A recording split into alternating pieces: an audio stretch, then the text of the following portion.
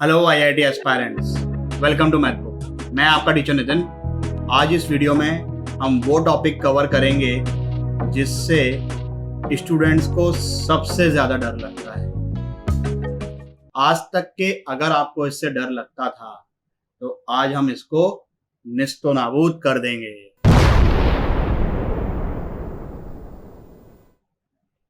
Steps to draw graph. Step 1, domain calculation. भाई अगर हमने डोमेन कैलकुलेट कर ली फंक्शन की तो हमें एक रफ आइडिया मिल जाएगा कि भाई ग्राफ कहाँ से कहाँ तक एग्जिस्ट करेगा, तो हम उतने ही एरिया में उसके बारे में सोचेंगे। Step 2, convenient points. जैसे x इक्वल टू 0 पर y की क्या वैल्यू है, y किस पॉइंट पर 0 हो रहा है, मतलब x की किस वैल्यू पर y की वैल्यू 0 है, x टेंडिंग टू इन्फिनिटी पर y कहाँ पर टेंड कर रहा है, x tending to minus infinity पर y कहाँ पर टेंड कर रहा है। तो कन्वीनियंट पॉइंट। और भी कोई पॉइंट ऐसे दिखते हैं कि भाई ये फंक्शन की कोई अच्छी वैल्यू आ रही है, जैसे x इक्वल टू 1 पर y की वैल्यू भी 1 आ रही है, तो अगर उसको ऑब्जर्व कर सको so that is going to help. Step 3, first derivative. dy by dx निकालेंगे। क्यों? मोनोटोनिसिटी पता चलेगी कि भाई फंक्शन इंक्रीजिंग है कि डिक्रीजिंग है। मैक्सिमा मिनिमा के बारे में पता चलेगा, कहाँ पर लोकल मैक्सिमा है, कहाँ पर लोकल मिनिमा है। Step 4, second derivative. Second derivative से हम क्या चेक करेंगे, कहाँ पर उसकी कॉन्केविटी अपवर्ड से, कहाँ पर उसकी कॉन्केविटी डाउनवर्ड से, पॉइंट ऑफ इन्फ्लेक्शन है कि नहीं है। तो सेकंड डेरिवेटिव। इसके बाद सिमेट्री। बहुत अलग अलग प्रकार की सिमेट्री होती है, जैसे even functions are symmetrical about Y axis. तो सिमेट्री का फायदा होता है, लेकिन अगर आपने फटफट उसको ऑब्जर्व कर लिया, ज्यादा टाइम वेस्ट हम किसी भी पॉइंट पे नहीं वेस्ट करेंगे। स्टेप 6, असेम्पटोट। असेम्पटोट मैंने वर्ड यूज किया है पहले, अगर नहीं भी याद है कोई दिक्कत नहीं है, अभी हम उसको डिटेल में हैंडल करेंगे पहले, फिर हम ग्राफ की तरफ मूव करेंगे कि कैसे ग्राफ बनाना है, कैसे इन स्टेप्स को यूज करना है। इसमें ये जो है step 4, second derivative, as far as area under curves is concerned, ये इतनी ज्यादा इंपॉर्टेंट नहीं है। भाई हमें एरिया निकालना है, तो अब हमने कॉन्केव अप की जगह अगर कॉन्केव डाउन बना भी दिया तो कोई खास फर्क नहीं पड़ेगा। तो ये जो स्टेप है ये बहुत ज्यादा इंपॉर्टेंट नहीं है। देखते हैं एग्जाम्पल्स के थ्रू, पहले समझते हैं कि असेम्पटोड क्या होता है। An asymptote of a curve is a line such that the distance between the curve and the line approaches to 0 as 1 or both x or y coordinates tends to infinity। समझ में आया क्या? नहीं आया? चलो लेमन भाषा में समझाते हैं। असेम्पटोड एक ऐसी लाइन होती है जिस लाइन के बीच में और कर्व के बीच में डिस्टेंस 0 को अप्रोच करता है when the curve or the line tends to infinity। मतलब लेमन भाषा में आप इसको इस तरीके से समझ सकते हो कि asymptote is tangent at infinity. Actually वो टेंजेंट होती नहीं है, वो कभी भी कर्व से मिलती नहीं है, बस कर्व के बीच में और इस लाइन के बीच में जो दूरी है वो कम होते जाती है, वो कम होते जाती है, कम होते जाती है, कम होते जाती है, लेकिन वो कभी भी 0 नहीं होती है। अलग अलग प्रकार की असेम्पटोड्स हो सकती है, हॉरिजॉन्टल असेम्पटोड, वर्टिकल असेम्पटोड, ऑब्लिक असेम्पटोड। फाइंड कैसे करते हैं, पहले बात करते हैं हॉरिजॉन्टल असेम्पटोड की। एक्स अगर इंफिनिटी या माइनस इंफिनिटी की तरफ अप्रोच कर रहा है और तब अगर एफ एक्स किसी फाइनाइट वैल्यू को अप्रोच करता है, let's say a, then y equal to a is horizontal asymptote। For example, y equal to e raised to power x plus 1। तो जब x माइनस इंफिनिटी को अप्रोच कर रहा है भाई यहाँ पे क्या लिखा हुआ है, प्लस इन्फिनिटी या माइनस इन्फिनिटी। तो जब x माइनस इन्फिनिटी को अप्रोच करता है, e raise to power x approaches to zero, zero को अप्रोच करता है बट वो कभी भी जीरो बनता नहीं है। तो ये जो चीज है, this will be approaching two plus one. तो y equal two plus one, ये बन गई हॉरिजॉन्टल असिम्प्टोट। ये रही, ये जो डिस्टेंस है, ये जैसे हम माइनस इन्फिनिटी की तरफ जितना मूव करते जाएंगे ये डिस्टेंस कम होते जाएगा, लेकिन ये कभी भी जीरो नहीं होगा। This branch of curve will never touch this line, it will never intersect this line. ये फोटो देखकर तुमको शायद ऐसा लगे कि यार सर इसको थोड़ा सा आगे बनाओगे तो वो टच कर जाएगा, ठीक है, वो क्योंकि हम जब ये लाइन बनाते हैं, मतलब ये जो कर्व हमने बनाया है उसकी थिकनेस कुछ तो है ना, जबकि एक्चुअली लाइन की थिकनेस जीरो होती है। ये कर्व्ड लाइन है, ये डॉटेड लाइन है, ये भी तो लाइन है ना, कर्व्ड लाइन है लेकिन है तो लाइन, तो उस लाइन की थिकनेस जीरो होती है, इसलिए ऐसा देखने में नहीं आता। लेकिन इसको अगर आप लोग लेट से किसी ग्राफिंग कैलकुलेटर पर डेस्मोस पे बनाए तो उसको जूम करते जाना, तुमको ऐसा लगेगा कि वो टच कर रहा है, लेकिन जितना जूम करते जाओगे वो डिस्टेंस रहेगा, वो दूरी कम होगी, लेकिन वो कभी भी जीरो नहीं होगी। भाई e raise to power x plus one कभी भी प्लस वन नहीं हो सकता, क्योंकि अगर ये इक्वल टू वन हुआ इसका मतलब ई रेज टू पावर एक्स से जीरो हो जाएगा, जो कि हो नहीं सकता। तो यहां से इस तरीके से हॉरिजॉन्टल असिम्प्टोट की इक्वेशन आ जाएगी। वर्टिकल असिम्प्टोट, अगर x किसी फाइनाइट नंबर को अप्रोच कर रहा है, लेट्स से c, और उस टाइम पर fx प्लस इन्फिनिटी या माइनस इन्फिनिटी को अप्रोच कर रहा है, then x equal to c is vertical asymptote. For example y equal to one by x minus one, जब x वन को अप्रोच कर रहा है राइट हैंड साइड से, तब y प्लस इन्फिनिटी को अप्रोच करेगा। जब x वन को अप्रोच कर रहा है लेफ्ट हैंड साइड से, तब y माइनस इन्फिनिटी को अप्रोच करेगा। खैर इस केस में प्लस इन्फिनिटी और माइनस इन्फिनिटी दोनों को अप्रोच कर रहा है, जरूरी नहीं है किसी एक को भी अप्रोच करे, प्लस इन्फिनिटी को करे तब भी इट इज असिम्प्टोट, माइनस इन्फिनिटी को अप्रोच करे तब भी इट इज असिम्प्टोट। तो इस केस में दोनों को अप्रोच कर रहा है, कोई दिक्कत नहीं है। इस पर्टिकुलर ग्राफ में एक्स एक्सिस भी हॉरिजॉन्टल असिम्प्टोट है, लेकिन हम फिलहाल वर्टिकल असिम्प्टोट की बात कर रहे हैं।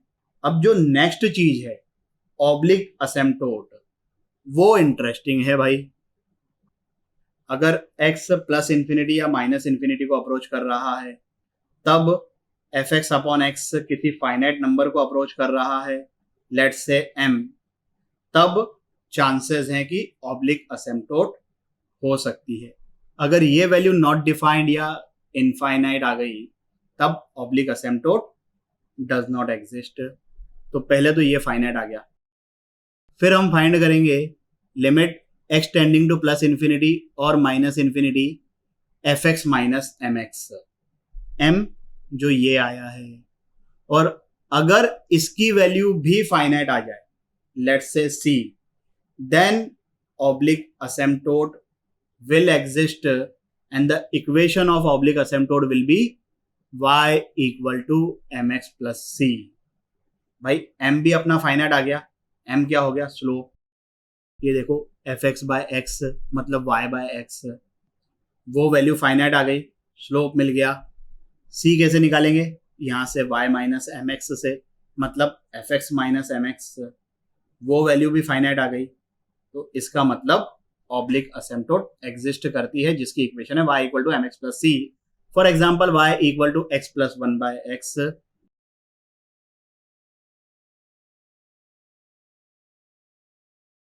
एफ एक्स अपॉन एक्स क्या हो गया ये, अब limit x tending to infinity पर एफ एक्स अपॉन एक्स, मतलब ये इसकी वैल्यू आ गई 1 विच इज फाइनाइट। अब हमें c निकालना है,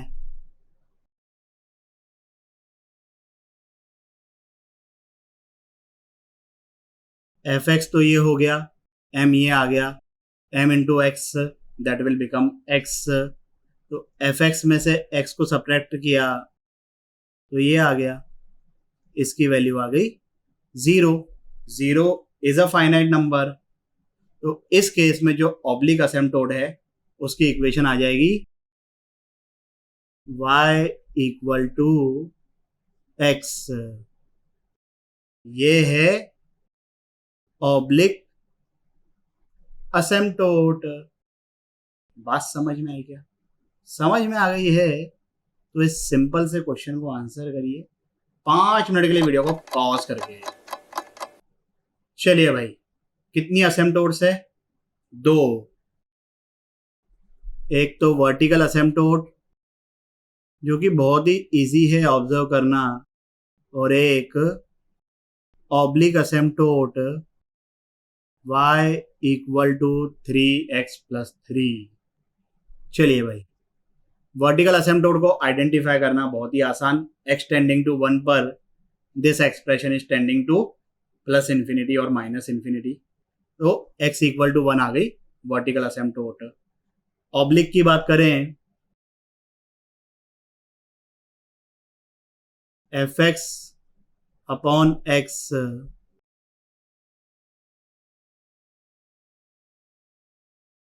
न्यूमरेटर और डिनोमिनेटर दोनों की डिग्री 2 है।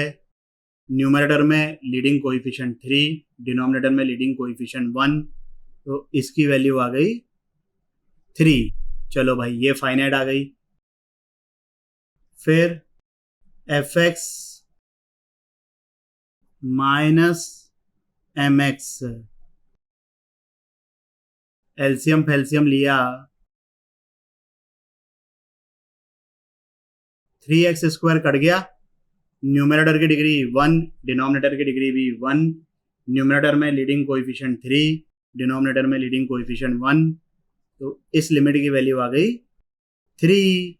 ये भी फाइनाइट। तो ऑब्लिक असिम्प्टोट की इक्वेशन क्या हो गई? y equal to 3x plus 3।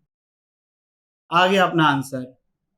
अब अपन ग्राफ ट्रेसिंग की बात करेंगे। तो पहले सभी स्टेप्स को फॉलो करते हुए आप इसका फोटो बनाइए 10 मिनट के लिए वीडियो को पॉज करके। चलिए भाई, फोटो बनाते हैं। पहले इसको थोड़ा सा सिंप्लीफाई किया।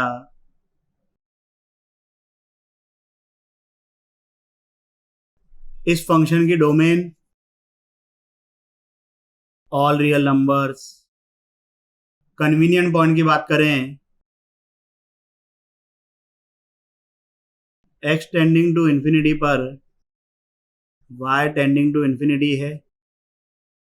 x tending to minus infinity पर भी y टेंडिंग टू इंफिनिटी है, क्योंकि यहां पर जो डिग्री है वो 4 है, which is even number. First derivative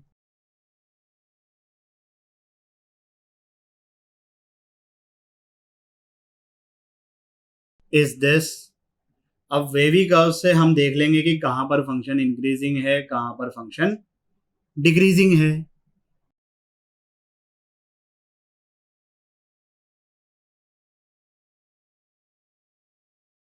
zero critical point है, लेकिन यहां पर डेरिवेटिव का साइन चेंज नहीं होगा क्योंकि x का पावर इवन है। वेवी कर्व याद है ना अच्छे से? तो यहां से हमें यह पता चला कि माइनस इन्फिनिटी से 1 तक के फंक्शन डिक्रीजिंग है, 1 से इन्फिनिटी तक के फंक्शन इंक्रीजिंग है।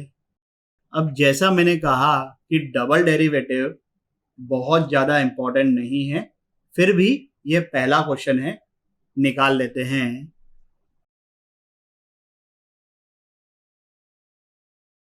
अब वेवी कर्व से हमको ये भी पता चल जाएगा कि कहां पर फंक्शन कॉनकेव अप है, कहां पर फंक्शन कॉनकेव डाउन है।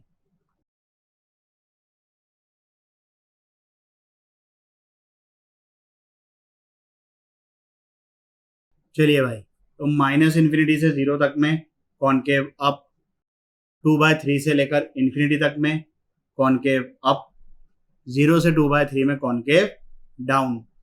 0 पर और 2/3 पर कॉन्केविटी चेंज हो रही है, मतलब they are point of inflection. Symmetry है नहीं, असिम्प्टोट है नहीं, तो सभी पॉइंट्स कवर हो गए। अब बनाते हैं अपन फोटो।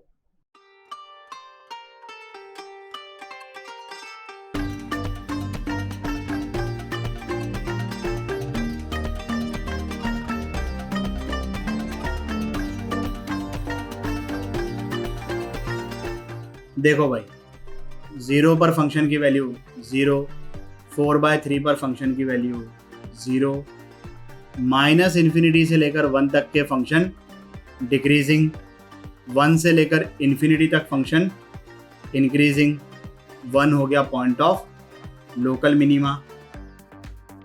माइनस इन्फिनिटी से 0 तक के कॉन्केव अप, 0 से लेकर 2/3 तक के कॉन्केव डाउन, फिर 2/3 से लेकर इन्फिनिटी तक के कॉन्केव अप। सब चीजें समझ में आ गई। आगे बढ़ते हैं।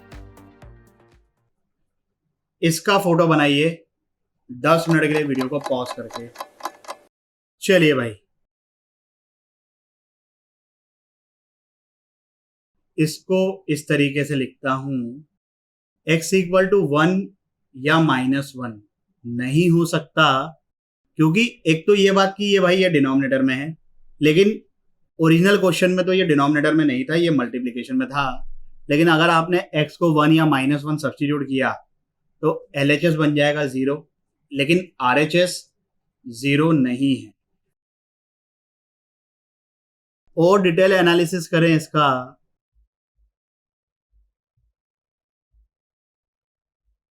अब क्योंकि y स्क्वायर है, this expression should be non negative. Wavy curve जिंदाबाद। तो हमें सिर्फ ये वाला एरिया चाहिए और ये वाला एरिया चाहिए, because Y square can not be negative. Convenient point की बात करें तो x इक्वल टू 1/2 पर y की वैल्यू 0 आ रही है। अब मैं डेरिवेटिव वाली स्टेप बाद में करूंगा, पहले सिमेट्री की बात करते हैं। y स्क्वायर है, इसका मतलब जो भी फोटो बनेगा that will be symmetric about x axis. अगर मैं यहां पर रूट लेता हूं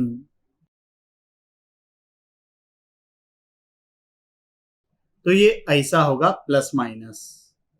अब अपन एक काम करते हैं भाई, हमने ये ऑब्जर्व कर लिया कि जो फोटो होगा वो x एक्सिस के अबाउट सिमेट्रिक होगा, तो हम सिर्फ x एक्सिस से ऊपर वाला पार्ट बनाएंगे और बाद में उसकी इमेज ले लेंगे। So let's draw graph of this. अब इसको हम करेंगे डिफरेंशिएट।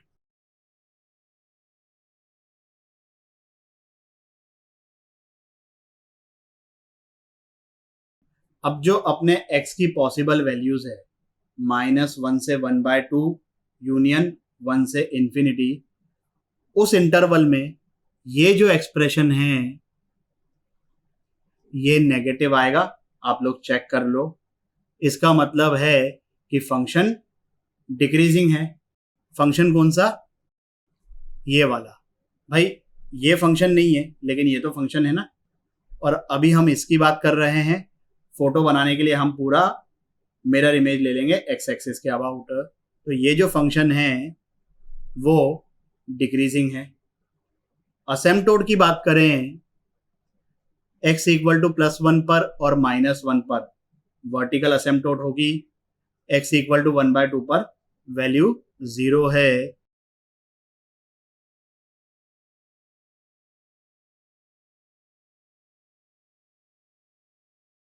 अच्छा, एक और चीज, x tending to plus infinity पर ये जो चीज है ये 0 को अप्रोच कर रही है, क्योंकि डिनोमिनेटर की डिग्री 2 है और न्यूमरेटर की डिग्री 1 है।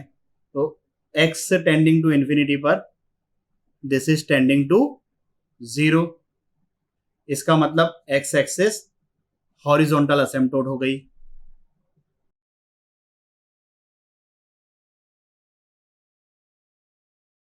ये तो हमने बनाया फोटो इसका, और जो हमारा ओरिजिनल एक्सप्रेशन है उसमें हमें इसका रिफ्लेक्शन लेना है एक्स एक्सिस के अबाउट।